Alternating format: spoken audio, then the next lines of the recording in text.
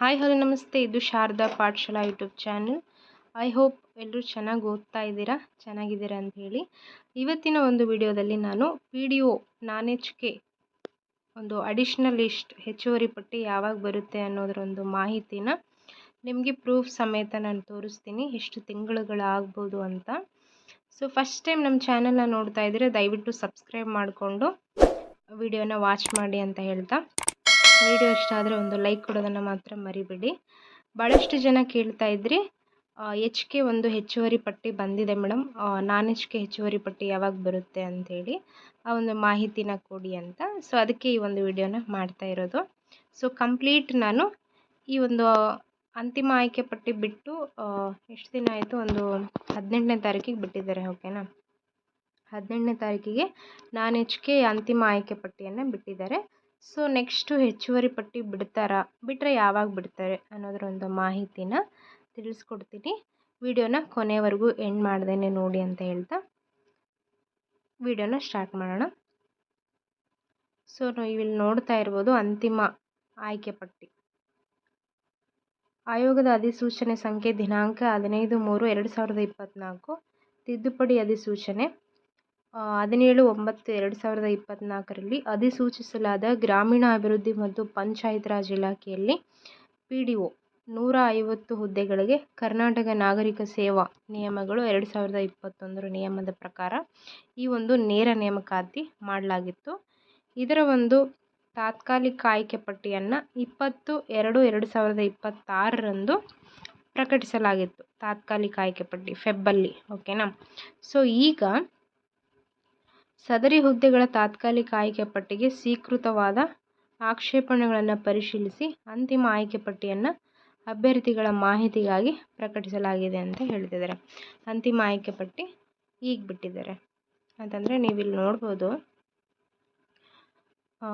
ಫೆಬ್ಬಲ್ಲಿ ಬಿಟ್ಟಿದ್ದಾರೆ ಅಂತಂದರೆ ಅಡಿಷ್ನಲ್ಲು ಅಂತಿಮ ಆಯ್ಕೆ ಪಟ್ಟಿ ಈಗ ನಮಗೆ ಜುಲೈಯಲ್ಲಿ ಬಿಟ್ಟಿರೋದು. ಓಕೆನಾ, ಎಷ್ಟಾಯಿತು ಇಲ್ಲಿಗೆ? March, April, May, June, July ಅಂದರೆ 5 ಮಂತ್ಸು ಇಲ್ಲಿ ತಗೊಂಡಿದೆ ನಿಮಗೆ. ಓಕೆನಾ,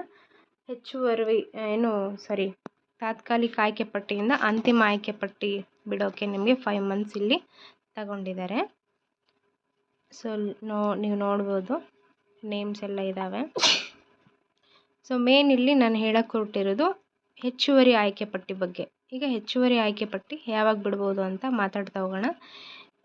ಅಂತಿಮ ಆಯ್ಕೆ ಪಟ್ಟಿಯಲ್ಲಿರೋರಿಗೆ ಒಂದು ಭಾಳಷ್ಟು ಕಷ್ಟಪಟ್ಟು ಈ ಒಂದು ಹುದ್ದೆಯನ್ನು ಪಡ್ಕೊಂಡಿರ್ತೀರ ನೀವೆಲ್ಲ.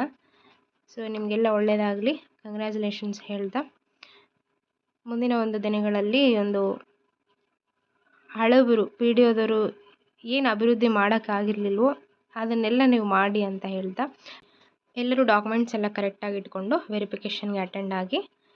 ಸೊ ಈಗ ನಾನು ನಾನ್-HK ಹೆಚ್ಚುವರಿ ಪಟ್ಟಿ ಬಗ್ಗೆ ಮಾತಾಡ್ತಾ ಹೋಗೋಣ.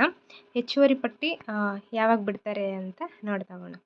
ಈಗ ನೋಡಿ, ಇದು HKದು ನಾವು ಎಕ್ಸಾಂಪಲ್ ತಗೊಳ್ಳೋಣ. HKದು ನಮಗೆ ಅಂತಿಮ ಆಯ್ಕೆ ಪಟ್ಟಿ ಯಾವಾಗ ಬಿಟ್ಟಿದ್ರು ಅಂದರೆ ಇಲ್ಲಿ ನೋಡ್ಬೋದು ನೀವು 20/2/2026ರಂದು ಅಂತಿಮ ಆಯ್ಕೆ ಪಟ್ಟಿಯನ್ನು ಪ್ರಕಟಿಸಲಾಗಿತ್ತು. ಓಕೆ, ಫೆಬ್ಬಲ್ಲಿ ಬಿಟ್ಟಿದ್ದಾರೆ. ಈಗ ಜುಲೈಯಲ್ಲಿ ನಮಗೆ ಅಡಿಷ್ನಲ್ ಲಿಸ್ಟ್ ಹೆಚ್ಚುವರಿ ಪಟ್ಟಿನ ಬಿಟ್ಟಿದ್ದಾರೆ. ಇಲ್ಲಿ ಗ್ಯಾಪ್ ಎಷ್ಟಾಯಿತು? 7 ಮಂತ್ಸ್ ಆಯಿತು ಗ್ಯಾಪು. ಎಷ್ಟಾಯಿತು?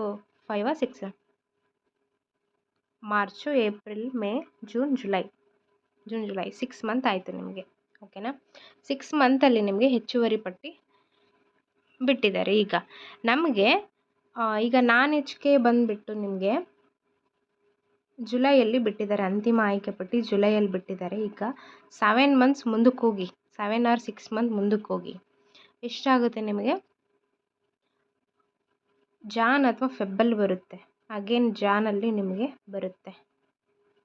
ಬಟ್ ರೂಲ್ಸ್ ಪ್ರಕಾರ ಏನು ಅಂತಂದರೆ, ಈ ಒಂದು ಪತ್ರಿಕೆಯಲ್ಲಿ ನಾನು ಓದಿದೆ, ಈ ಎಲ್ಲ ಹಳೆ ನೇಮಕಾತಿಗಳೇನಿರ್ತಾವಲ್ಲ, ಈ ಹಳೆ ನೇಮಕಾತಿಗಳನ್ನು 6 ತಿಂಗಳ ಒಂದು ಒಳಗಾಗಿ ಎಲ್ಲ ನೀವು ಭರ್ತಿ ಮಾಡ್ಕೋಬೇಕು, ಜಾಯ್ನಿಂಗ್ ಮಾಡಿಸ್ಕೋಬೇಕು ಅಂತ.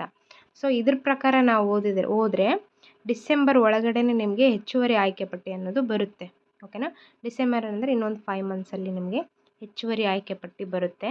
ಬಟ್ ಇಲ್ಲಿ ನಾನು ಪ್ರೂಫ್ ಸಮೇತ ನಿಮ್ಗೆ ತೋರಿಸಿರೋದು ಏನಂದರೆ ಒಂದು 6-7 ತಿಂಗಳು ನಿಮಗೆ ಗ್ಯಾಪ್ ಆಗೋ ಸಾಧ್ಯತೆ ಇದೆ ಅಂತ.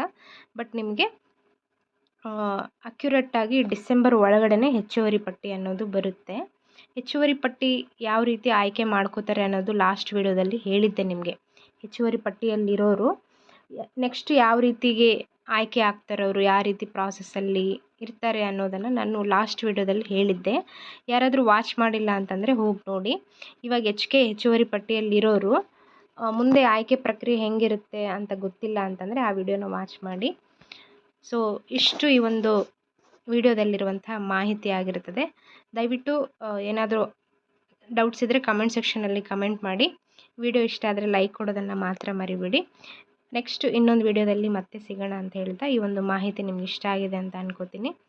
ಫ್ರೆಂಡ್ಸು ಫ್ಯಾಮಿಲಿಸ್ಗೆಲ್ಲ ಶೇರ್ ಮಾಡಿ ಅಂತ ಹೇಳ್ತಾ ಇವತ್ತಿನ ಒಂದು ವಿಡಿಯೋನ ಇಲ್ಲಿಗೆ ಎಂಡ್ ಮಾಡೋಣ. Thank you so much.